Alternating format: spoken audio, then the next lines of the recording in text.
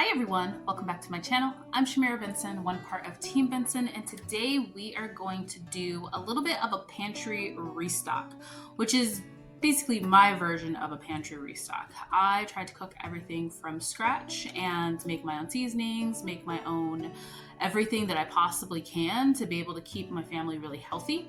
So this is probably not going to be your normal pantry restock where we just go to Costco and buy a bunch of stuff and then stock it in the house, but this is going to be the things that you have to do in order to make it happen. So let's get started. Let's talk about it.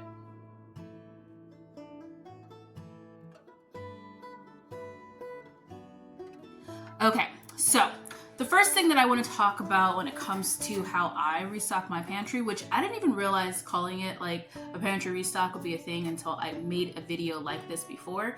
And it's always a longer video. I never know how people are going to take it. And people start saying, this is the pantry restock that we need. And I was like, oh, it is kind of like a pantry restock. So in today's video, we are going to be making some freezer meals. One of my favorite things is pineapple chicken soup. If you guys watched my shorts, you saw that I had like just the end result of it. So I like to try and make things a little bit easier on myself because I am a working wife. And so being able, if I'm cooking everything from scratch, being able to have it already cut up, maybe dehydrated, maybe frozen to where I'm just taking it out of the freezer and putting it in the pot when it needs to go, or taking it out of the pantry and just emptying a jar, that helps me out a lot to be able to still provide my family with home cooked food that I know the ingredients in, everything that's in there we can pronounce and all that jazz. So I'm going to be making freezer packs for my pineapple chicken soup. We're also going to be making roasted chicken packs. Having like a protein that is just like already cooked and just in the freezer or in the pantry makes life so much easier. And I do have like canned chicken that we have, but having just roasted chicken is a whole different flavor and it's a lot of deliciousness. So we'll talk about that later. I'm going to be going to get water. Yes, for all of you guys that have been telling me to get glass water bottles and to only use glass, I have made the switch. So that means we have to like go and like, fetch some water. And it's also made me think about when we have our well on our homestead, which we are still saving up to get dug, but what is that going to bring? Like that's going to make sure that we have like our fresh water that we can just get from there. So instead of getting in the habit of using water bottles, I want to get in the habit of filling my own water and just make it a practice. I have learned that a lot of times our health is sacrificed over convenience. And we were drinking plastic water bottles and we were noticing that it had a taste, and that taste was even worse once you got to the very bottom of the water bottle. It was like you were just drinking pure chemicals. And that's even with us only getting like spring water and not getting like purified water, which the water that we get now, there's one Sprouts in Tempe, Arizona that has a mountain spring like water refill thing. They have like a regular osmosis, and then they have one that's like Arctic mountain. That's the one that we get, and it tastes amazing. No matter if you're at the beginning of the glass bottle or the middle or the end, like it all tastes good. So we saved up water bottles, and I made the investment of buying the water bottle or glass water bottles, and now we just refill them. So that's been very helpful. The next thing we're going to do is we're going to be making Lumi. It is basically like a dehydrated lime. I didn't do it right the first time, and I looked it up and researched it and saw the steps that I needed to do. So I did get another bag of limes from the chef store, which is really, really cheap when you go to a store like that, because it's a restaurant, kind of like a restaurant depot store. So we'll be making that. We'll be making some preserved lemons. I'm looking over here to see what all we have. And I think that's it. So it's going to be a longer video. Get some popcorn, sit down, maybe get like a glass of wine, and let's learn some stuff. Okay guys, so we're going to start with the water and getting ourselves some water. Now I have been saving all of the jars, or all of the water bottles like I was talking about, just as we use them, and then I sanitize them actually with, let me grab it. So I sanitize them with dish soap, just a clear or free and clear dish soap, and then also a little bit of iodine. Now we use this iodine because we make wine here at the Team Benson household, and this is how we clean our carboys. So in order to make sure everything is like super clean and sterile, that's just what I use on the glass bottles because, you know, I'm still kind of new to this. You could just use vinegar and water probably, just like I do with my glass jars when it comes to meat canning. So let's go get the water. Okay guys, so I'm back from having my Jack and Jill moment and fetching water.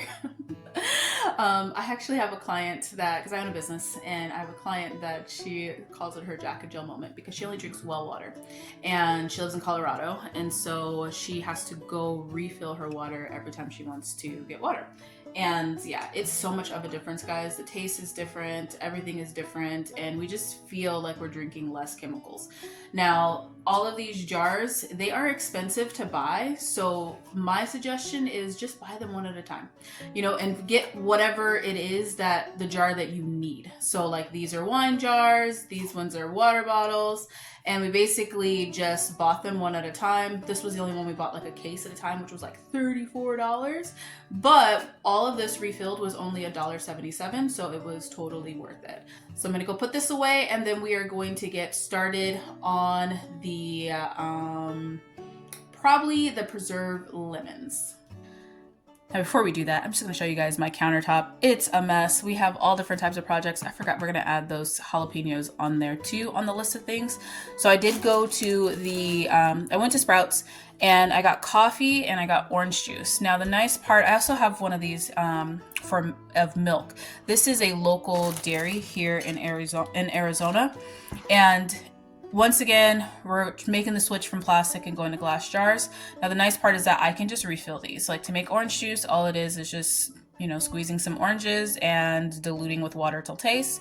Coffee, you just, you know, brew some coffee, throw it in there. So although this was an investment for the bottle, which was like $7 or $6 and $7, yeah, it is also something that we can refill for pennies on the dollar. So it's something that we can reuse versus me just actually buying this jar. And at any given time, if I want something different, I can always take this jar back to the store and they give me a $2 credit, which is nice.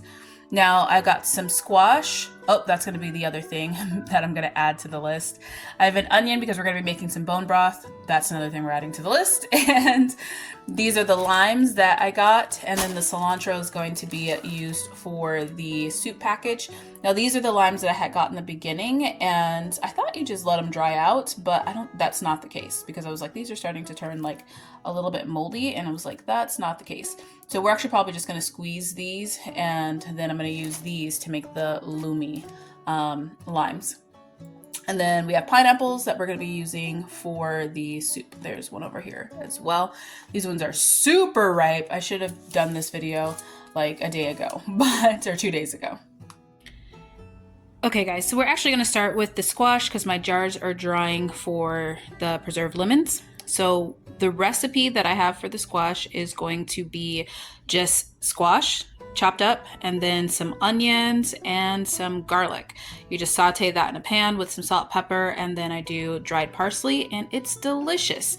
And you could saute it if we're having like a dairy meal, we do it with butter. If we're having a meat meal, then I do it with olive oil. So typically it's about a squash and a half to like a fourth of an onion and like a couple cloves of garlic. Now this is a lot of garlic. I'm going to be needing garlic for the other recipe too.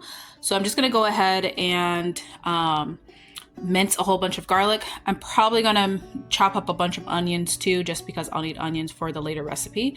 And then I have my vacuum seal bags that I will be cutting to be able to vacuum seal this into packs. So I'm not going to have a boring video of you guys watching me just chop a bunch of vegetables. So I'm going to go ahead and get them chopped, and then I'll show you how I pack them.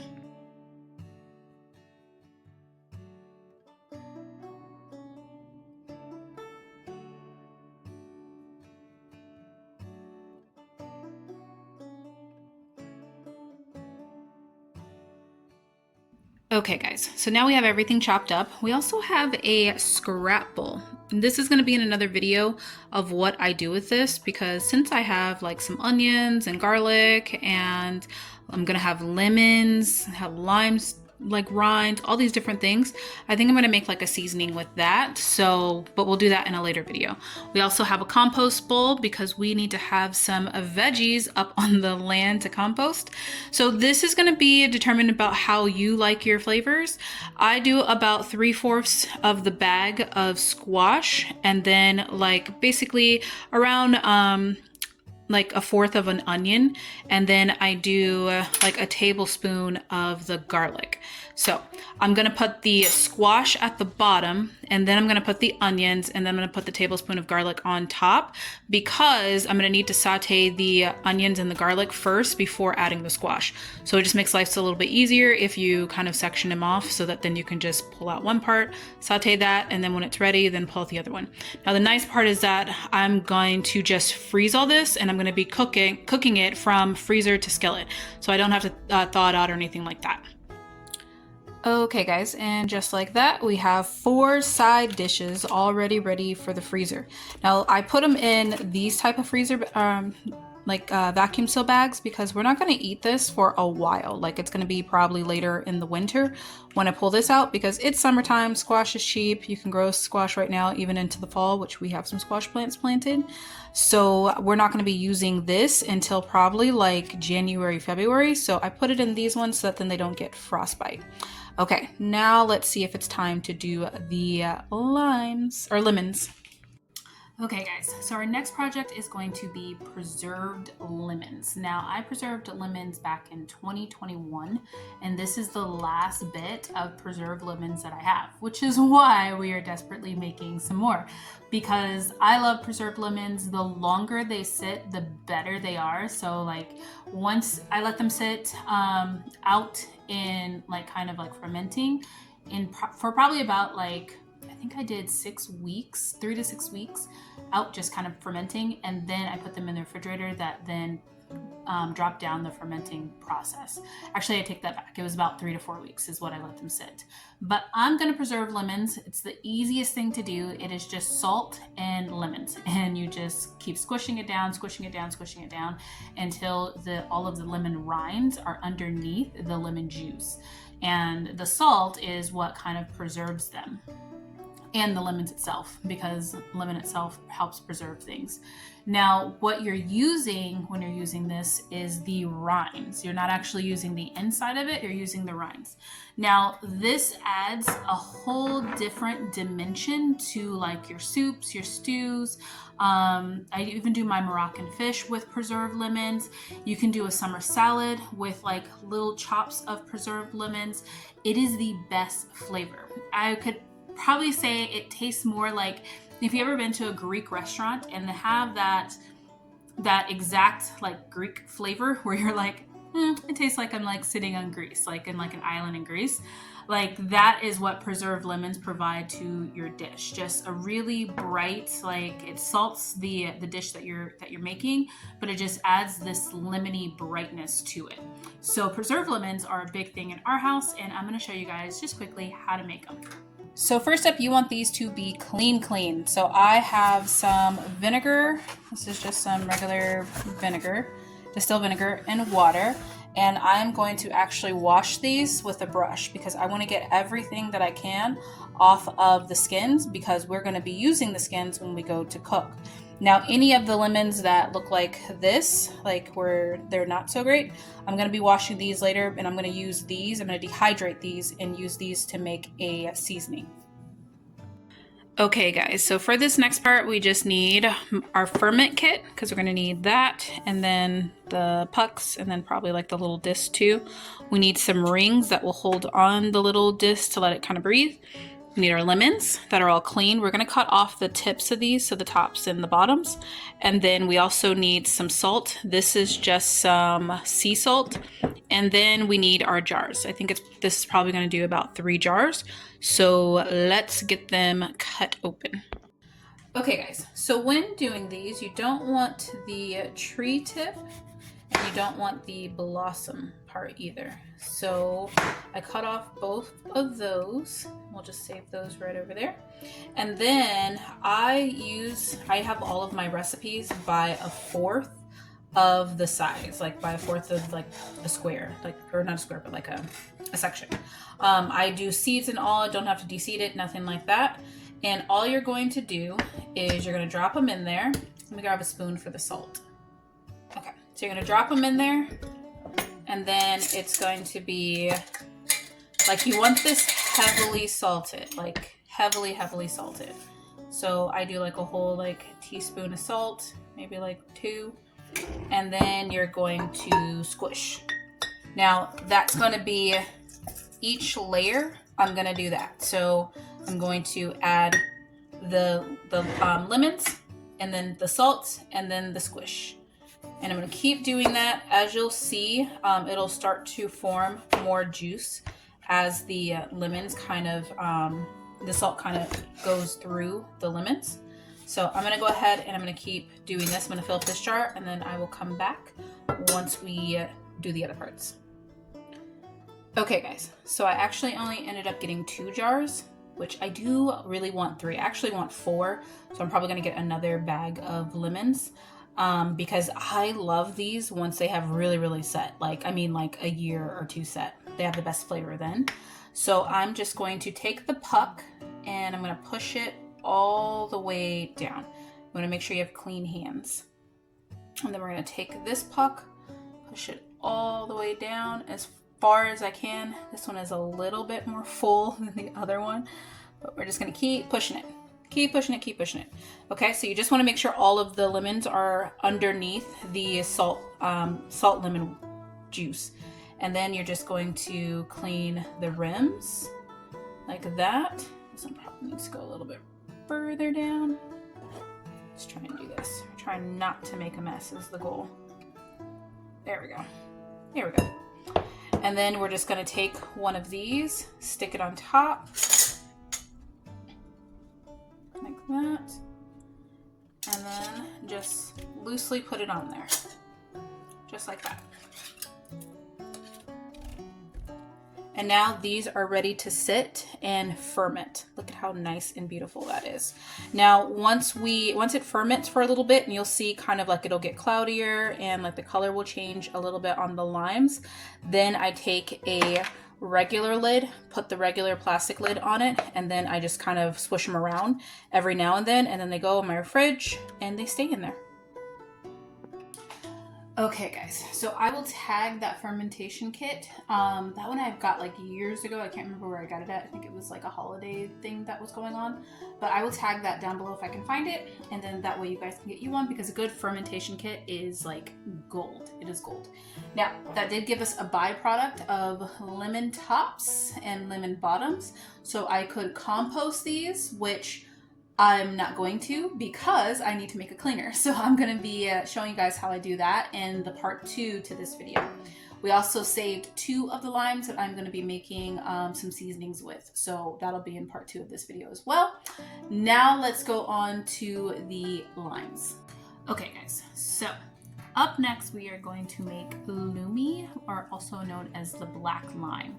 So I have this big, huge thing of limes that I got for 50% off because they are getting close to their end, even though I don't think that they look bad. And so it was only like $3 for this big, giant thing of limes. So I could make a lot of black limes this way versus buying them in the store. Now, I tried just like letting them dry, because this is normally what I do to limes, and they have a different flavor, but the black lime has a totally different flavor. And I think it's because that one, it could be a different lime, but 2, also the black limes you're supposed to cook in blanch in like salt water first. So they have like more of like a saltier, like smokier flavor. So I wanted to have both. So these ones, I just let these ones sit on the countertop and dry, just like the other ones that I have that I was like, they're not turning like fully black. Like this isn't like the color that I want, but these ones are also not sun dried. They're just dried out on the table. I'm going to put in a picture here, if I can find it, of what it's supposed to look like, but it's completely black. And it's used in a lot of like Persian cooking, Arabian cooking, stuff like that. So the recipes that I have are delicious. Like if you cook with like rice and saffron, and like a little bit of saffron water and like some, or cooking your rice and then put like your lumi in there. It's delicious with like chicken dishes, all different types of things, soups, stews. Gives it a whole different flavor, and that is what we're doing right now, is we're trying to put things together that are going to build flavor. So the first thing I'm going to do is I'm going to wash all of these, and then I'm going to blanch them in some salt water, and then I'm going to get a big rack, put them all out on the rack, and we're going to stick it out in the good old Arizona sun. They said it takes about 2 to 3 days, so you guys will have to come back and see how they turned out. I'll probably put it up in a short. Okay guys, so this video, like normal, is getting super long. So the last thing I'm gonna make is my pineapple chicken soup packs. Now, I'm not going to be seasoning anything, like I'm not gonna add like the chicken. This is just gonna be like the fruit part of what goes what. And I want to make sure that when I'm making the packs, I'm dividing them up into spaces, like into like little packages of how they go in. So the first thing that I saute is going to be the onions and the garlic. So I will make an onion and garlic pack, which I use a whole onion per pack of pineapple chicken soup, which I also use a whole pineapple. So I know I need 1 pineapple, 1 onion, and then like a whole bunch of garlic, which I just have it minced. And then I sauteed that down with like some parsley, salt, pepper, and like dried parsley, salt, pepper. And then I add the chicken to it and a little bit of like onion, or not onion, a little bit of celery salt to it, and I let that cook. So I'm not gonna put the chicken in this just because I already have the chicken in the freezer. And then I add my broth, which I'll be making the broth in another video because it's just my regular chicken broth. And I feel like this video is getting a little too long, so we'll make that in a part 2. So I add chicken broth, and then I add my pineapples and tomatoes. My black cherry tomatoes we already grew, we already have those. We just need to divide them out into some packs.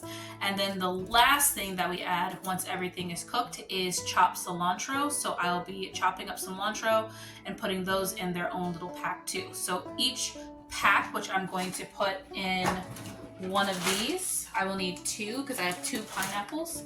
So each one I'm going to make, there'll be 3 bags in there. So there'll be 1 bag for the pineapple and tomatoes, 1 for the cilantro, 1 for the onions and garlic. Now, and they'll be vacuum sealed going into one of these.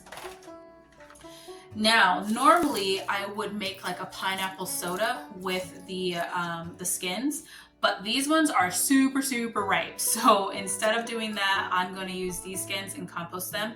That way, I like to make my pineapple soda with one that's a little less ripe. So still ripe, but not like overly ripe like this, because I don't want like so much of like the almost like mold that's on it, which it's not molded or anything like that, but it's getting close. So let's just chop up the pineapple, put them in their bags, and then we'll move on to the next step.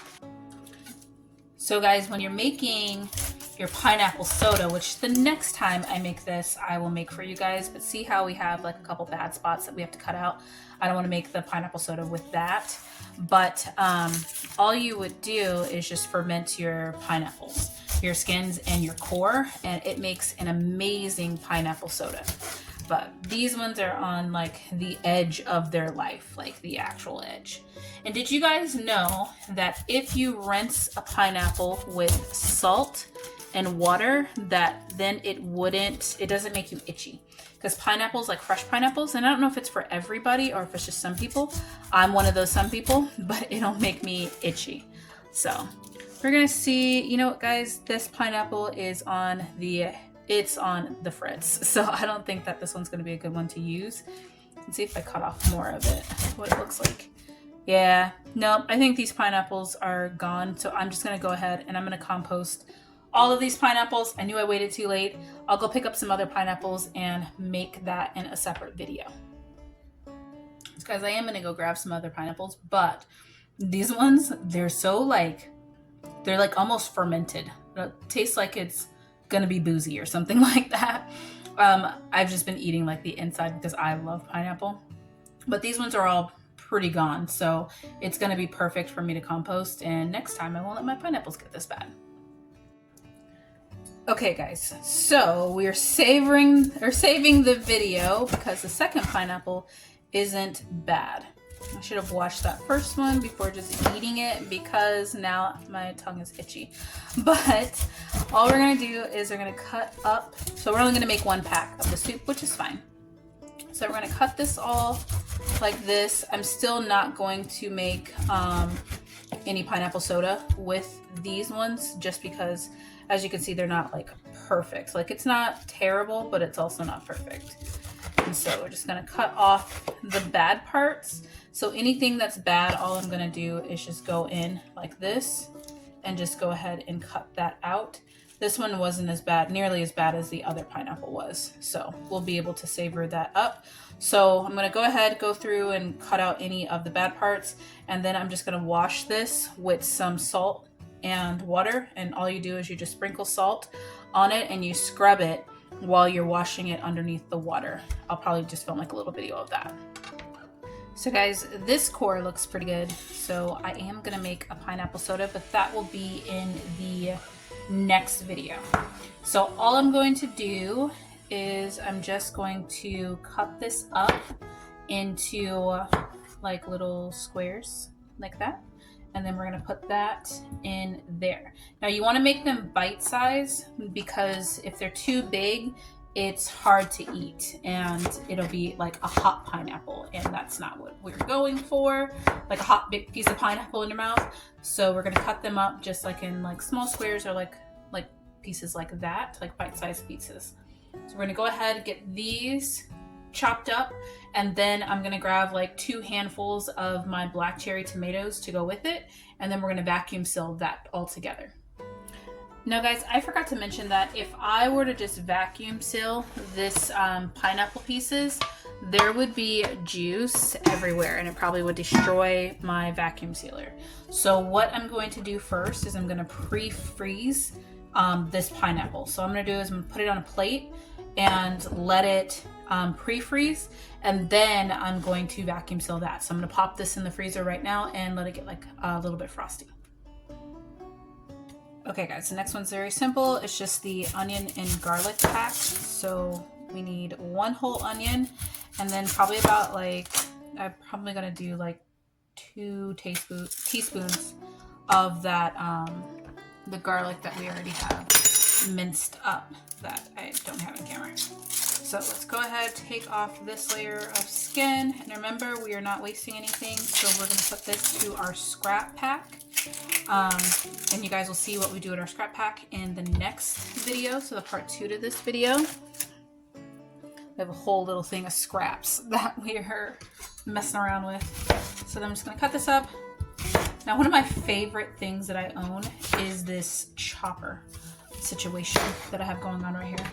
This thing is so nice, and I will link it down below for you guys. I got it on Amazon, but it literally just makes cutting onions a dream. You just push it, just like that. All right, I'm gonna cut the rest of these because it's loud. So here's a Homestead hack for guys. Take your jar funnel like that, and then that makes it so much easier just to pour your onions in there without spilling them all. So much easier. Okay guys, so I added the 2 tablespoons of garlic. I like a lot of garlic in my pineapple chicken soup.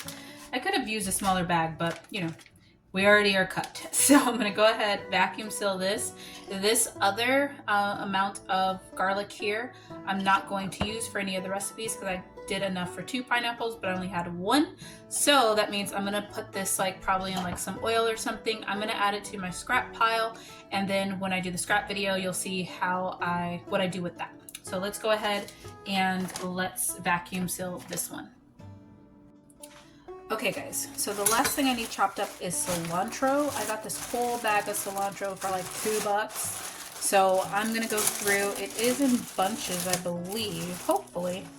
Maybe not, probably not. So I'm gonna go through and I'm gonna grab, typically for the soup, I use a whole bunch of cilantro. So I'm gonna grab like a handful.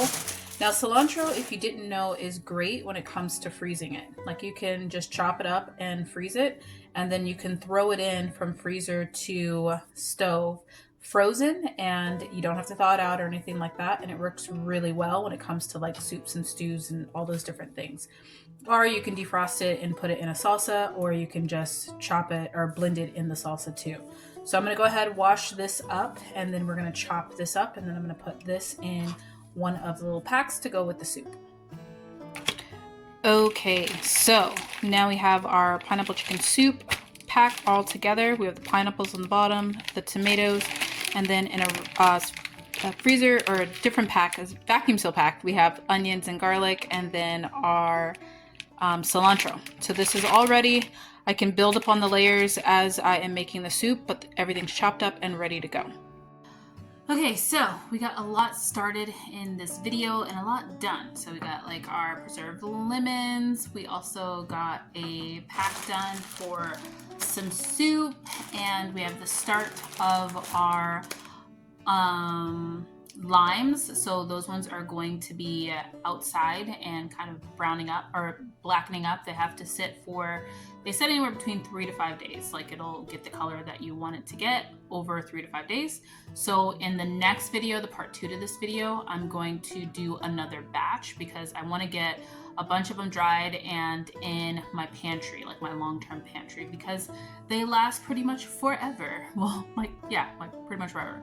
So we're gonna get those out, and then yeah, we got some other stuff done too. We got also a side dish made.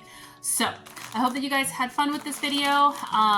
There is gonna be a part 2 because we still have chicken packets to make. We have bone broth to make. I'm gonna chop up the rest of that cilantro, get it all in a freezer bag so that then I can use it for not pineapple chicken soup, but also the chicken cilantro soup. That is another one of my favorite ones. Chicken cilantro pea soup is another one of my favorite ones.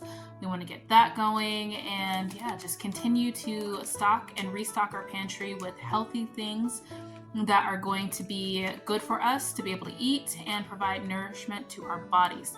Now, I have some things for the medicinal side that I'm going to be getting the finals of. Like we started them in another video a couple of weeks ago, so now I'm going to get like the results of those.